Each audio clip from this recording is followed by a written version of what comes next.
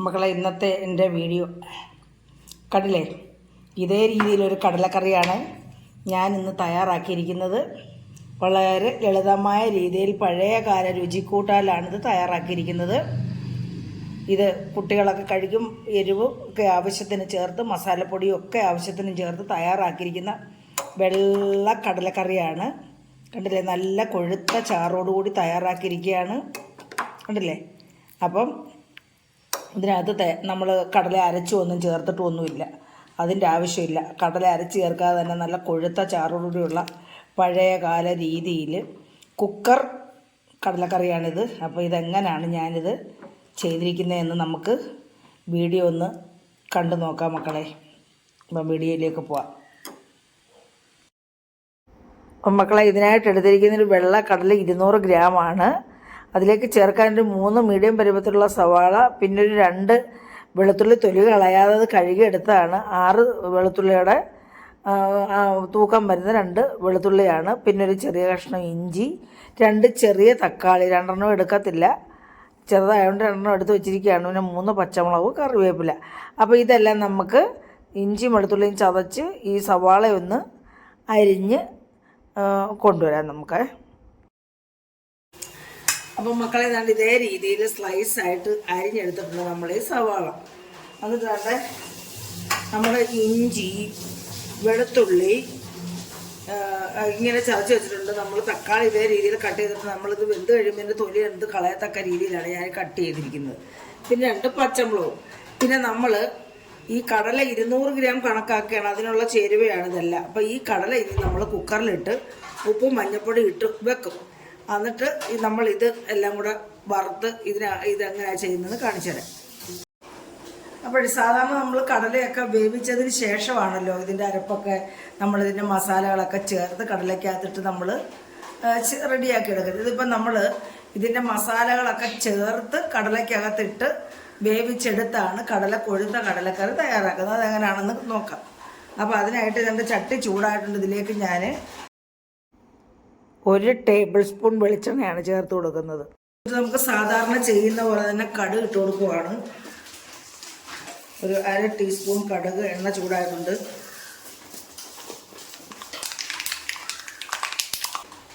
അപ്പോൾ നമ്മുടെ കടുക് പൊട്ടി സാധാരണ ചെയ്യുന്ന പോലെ തന്നെ വറ്റൽമുളക് ഇട്ട് കൊടുക്കുവാണ്. കറിവേപ്പില, പിന്നെ ഇഞ്ചി, വെളുത്തുള്ളി. നമ്മൾ പല രീതിയിലും കടലക്കറി ഉണ്ടാക്കും. ഇത് വേറൊരു രീതിയാണ്, പഴയകാല രീതി. ഇങ്ങനെയായിരുന്നു പഴയ കാലത്തൊക്കെ ചെയ്തുകൊണ്ടിരുന്നത്. അപ്പോൾ നമുക്കിത് ഇളക്കി കൊടുക്കാം. അപ്പോൾ ഇഞ്ചിയും വെളുത്തുള്ളി പകുതി മൂത്തിട്ടുണ്ട്. അതിലേക്ക് നമ്മളിനി സവാള ഇട്ട് കൊടുക്കുവാണ്. സവാളയ്ക്കകത്ത് നമ്മൾ സാധാരണ ചെയ്യുന്ന പോലെ കുറച്ച് ഉപ്പും കൂടെ ചേർത്ത് കൊടുക്കുക. ഒരു 1/4 സ്പൂൺ ഉപ്പ്.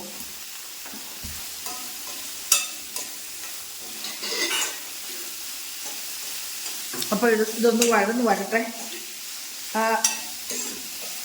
എണ്ണയ്ക്കകത്ത് ഉപ്പും എല്ലാം കൂടെ ചേർന്ന് കൂട്ടി യോജിപ്പിച്ചൊന്ന് നമുക്കൊന്ന് കൂട്ടി ഇളക്കി ഒന്ന് വഴറ്റിയെടുക്കാം. അപ്പം നമ്മളിങ്ങനെ ചെയ്യുന്നത് ഈ ഉള്ളിയുടെ പച്ചച്ചോവയൊക്കെ മാറി നമ്മുടെ കടലയ്ക്ക് നല്ല ഒരു ടേസ്റ്റ് കിട്ടാൻ വേണ്ടിയാണ്. നമ്മളിനി അങ്ങ് ക്രിസ്പിയായിട്ടൊന്നും മൂക്കണ്ട കേട്ടോ. നമ്മളിത് കടലയ്ക്കകത്തിട്ട് വേവിക്കാനുള്ളതാണ്. അപ്പോൾ കടലയ്ക്കകത്ത് ഇതിൻ്റെ ഗ്രേവിയെല്ലാം നന്നായിട്ട് ടേസ്റ്റ് പിടിക്കുകയും ചെയ്യും. നമുക്ക് നല്ല ഗ്രേവിയും കിട്ടും. അപ്പോൾ ഇത് ക്രിസ്പിയായി മൂക്കട്ടെ കേട്ടോ. ഇത് വെന്തൊന്ന് മൂത്താൽ മതി. അപ്പോൾ ഒന്നുകൂടെ മൂക്കട്ടെ. ഇത് കണ്ടില്ലേ, നമ്മുടെ സവാളയും വെളുത്തുള്ളിയും പിന്നെ ഇഞ്ചിയെല്ലാം നല്ല വെന്ത് മൂത്തിട്ടുണ്ട് കേട്ടോ. നന്നായിട്ട് വെന്ത് നല്ല ഒരു മണം വരുന്നുണ്ട്. ഇനി നമുക്കിത് സൈഡിലോട്ട് മാറ്റിയിട്ട് ഇതിൻ്റെ എണ്ണ ഇതിൻ്റെ ചുവട്ടിൽ അടിയിലോട്ട് നമുക്ക് മസാലപ്പൊടികളൊക്കെ ചേർത്ത് കൊടുക്കാം. അപ്പം മക്കളെ, നമ്മുടെ എണ്ണയെല്ലാം ഇറങ്ങി വന്നിട്ടുണ്ട്. നമുക്കിനി ഇതിലേക്ക് ആദ്യം മഞ്ഞൾപ്പൊടി ഇട്ട് കൊടുക്കാം. സിമ്പിളാണ് ഇട്ടിരിക്കുന്നത്. മഞ്ഞൾപ്പൊടി 1/4 സ്പൂൺ മഞ്ഞൾപ്പൊടി, പിന്നെ മല്ലിപ്പൊടി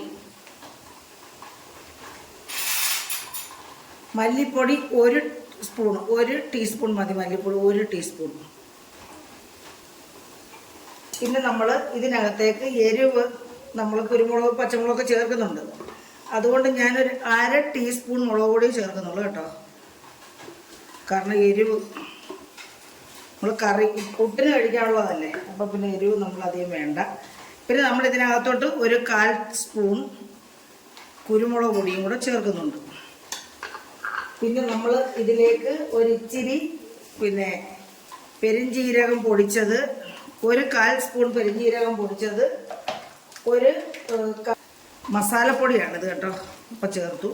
അപ്പോൾ നമുക്കിനി ഇത് നല്ലതുപോലെ ഒന്ന് കൂട്ടി യോജിപ്പിച്ച് ഇതൊന്ന് മൂപ്പിക്കി നമ്മുടെ ഇതിൻ്റെ ഇടയ്ക്കിട്ട് ഇതേ രീതിയിൽ ഇങ്ങനെ ഒന്ന് ഇളക്കിയതിന് ശേഷം അത് നമ്മളിതിൻ്റെ കൂടെ കൂട്ടി യോജിപ്പിക്കാം. നമ്മുടെ ഇഷ്ടം അനുസരിച്ച് നമുക്ക് മുളക് പൊടി, മല്ലിപ്പൊടി, മഞ്ഞൾപ്പൊടി, കുരുമുളക് പൊടി ഒക്കെ ചേർക്കാം കേട്ടോ. അപ്പോൾ നമുക്കിത്ര എരിവ് മതി, അതുകൊണ്ടാണ് കേട്ടോ. ഇത്തിരി എരിവായാലേ നമുക്ക് വലിയ പാടാം. അപ്പോൾ നമ്മുടെ ഈ ഗ്രേവി ഇത് കിടന്നിങ്ങനെ നന്നായിട്ട് മൂക്കണം കണ്ടോ.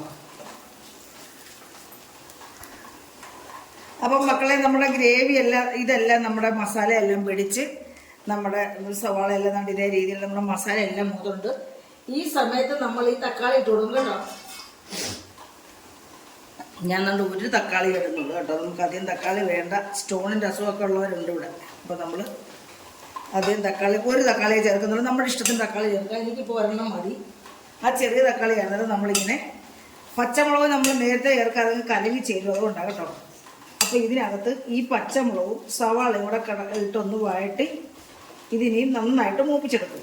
മുളക് പൊടിയൊക്കെ ആവശ്യത്തിന് ചേർക്കാം കേട്ടോ. നമുക്ക് കളർ വേണമെന്നുണ്ടെങ്കിൽ ചേർക്കാം, നമുക്കിത് മതിയേ, അതുകൊണ്ടാണ്. അപ്പോൾ ഇതൊന്ന് മൂത്ത് വരട്ടെ.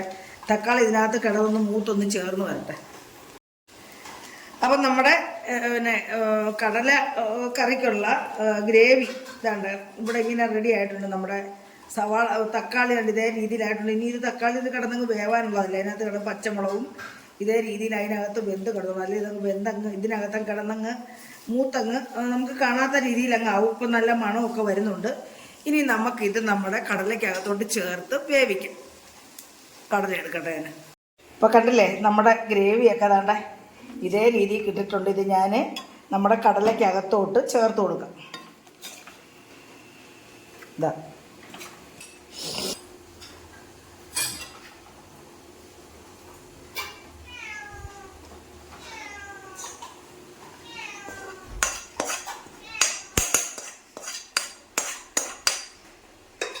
അപ്പം നമുക്ക് ഇതിനകത്ത് വെള്ളം ഒഴിച്ച് കഴുകി ഇതിനകത്ത് ഒഴിച്ചു കൊടുക്കാം.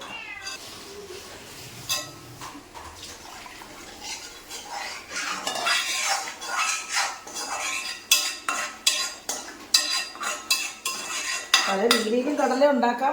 നമ്മളിപ്പോൾ പല വെറൈറ്റി ഒക്കെ ചെയ്യുന്നുണ്ട്. ഇപ്പം ഞാൻ പഴയകാല രീതിയാണേ നിങ്ങളെ ഒന്ന് പരിചയപ്പെടുത്തി തരുന്നത്. നല്ല ടേസ്റ്റാണ് കേട്ടോ. നമ്മളിത് പ്രത്യേകിച്ച് ഇത് കടുക് വറക്കേണ്ട കാര്യമൊന്നുമില്ല. ഇതിപ്പോൾ നമ്മളിതിനകത്തിട്ട് നമ്മൾ കൂട്ടി ഇളക്കി ആവശ്യത്തിന് ഉപ്പും ചേർത്ത് നമ്മളങ്ങ് വേവിച്ചെടുക്കുവാണ്. അപ്പോൾ നമുക്ക് ആവശ്യത്തിനുള്ള വെള്ളം ചേർക്കാം. ഇതാ ഇപ്പോൾ ആവശ്യത്തിന് ഇത് വെന്ത് ചേരാനുള്ള വെള്ളമുണ്ട്. നമ്മളിത്രയും ചേർത്തിട്ടുണ്ട്.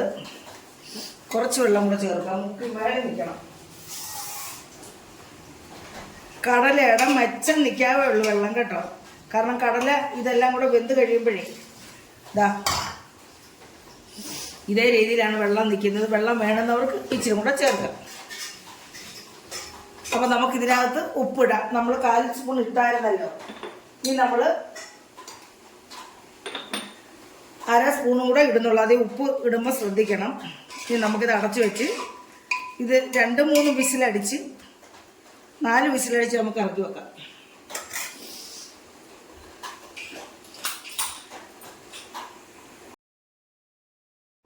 അപ്പോൾ നമ്മൾ കുക്കർ അടച്ച് അടുപ്പേ വെച്ച് ഒരു 4 വിസിൽ അടിച്ചിട്ടുണ്ട്. ഇപ്പോൾ നമ്മളിതിനെ അത് അടുപ്പിൽ നിന്നും ഇറക്കി വെക്കാം. അപ്പോൾ നമ്മുടെ കടലയൊന്ന് തുറന്നു നോക്കാം നമുക്ക്. വേണ്ട കുക്കർ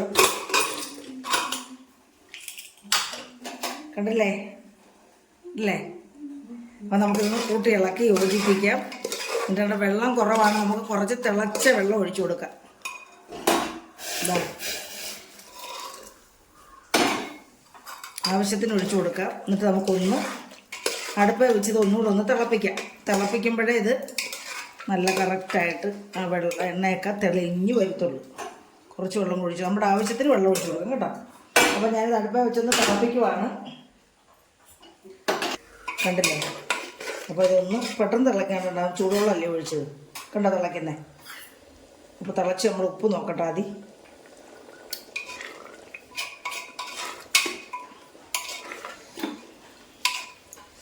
ഉപ്പുണ്ട്, എരിവ് ആവശ്യത്തിനുണ്ട്, നല്ല ടേസ്റ്റും ഉണ്ട്.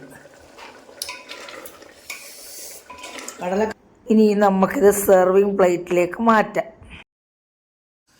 അപ്പോൾ മക്കളെ കണ്ടില്ലേ, നല്ല കടലക്കറി, നല്ല കൊഴുത്ത ചാറോടുകൂടിയുള്ള കടലക്കറി. അത് കണ്ടോ, ചാറ് ഇഷ്ടം പോലെ കണ്ടോ. ഇത് കണ്ടോ, ചാറ് വേണമെങ്കിൽ നമുക്ക് ഇനിയും തിളച്ച വെള്ളം ഒഴിച്ചു കൊടുക്കാം. ഇത് കണ്ടില്ലേ, ഇതേ രീതിയിൽ നമ്മുടെ കടലക്കറി കിട്ടിയിട്ടുണ്ട് കേട്ടോ. അരച്ചൊന്നും ചേർക്കത്തില്ല. അതിൻ്റെ കളറ് പിന്നെ വേറൊരു രീതിയായിരിക്കും, എനിക്കത് അങ്ങോട്ട് ശരിയാവത്തില്ല. അപ്പം ഞാനിത് ചെയ്തിരിക്കുന്നത് ചെയ്തിരിക്കുന്ന രീതിയാണിത്. പല രീതിയിലും നമുക്ക് കടലക്കറി വെക്കാം. ഇത് വേറൊരു പഴയകാല രീതിയാണ്. പഴയ കാലങ്ങളിൽ ഇങ്ങനെ ആയിരുന്നു കടലക്കറി വെച്ചിരുന്നത്. ഇപ്പോഴല്ലേ നമ്മൾ കടലക്കറി വെച്ചതിന് ശേഷം അതിനകത്ത് അരച്ച് ചേർക്കുന്നതും ഒക്കെ. അപ്പം നമ്മൾ അരച്ച് ചേർക്കാതെ നമ്മളിത് കുറച്ച് നേരം ഇങ്ങനെ തവി കൊണ്ടിങ്ങനെ ഒന്ന് ഉടച്ച് ചേർത്തിട്ടുണ്ട്. കാരണം കടല കഴിക്കാത്ത പിള്ളേരൊക്കെ കാണുമല്ലോ. അരച്ച് ചേർത്താൽ അത് വേറൊരു ടേസ്റ്റ് ആവും. അതുകൊണ്ട് ഞാൻ അരച്ച് ചേർക്കത്തില്ല.